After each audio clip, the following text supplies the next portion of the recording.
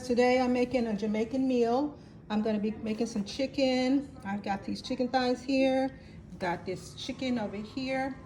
And I'm going to show you something else. I already made my cabbage. Cabbage medley is what I call it. It's cabbage and broccoli and carrots mixed together. Cooked in some chicken stock. That recipe is on my website. I've got some rice cooking right here. I'm going to make some plantains. And that's going to be my dinner for today.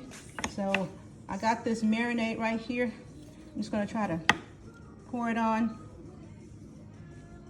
And then kind of just rub it with my little thing here on the chicken.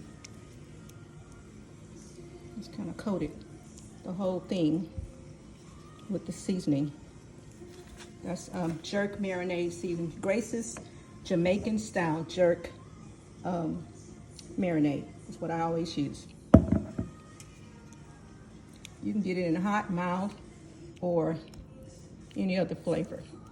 So I'm going to finish marinating these chicken thighs and then the legs, and then I'll come back.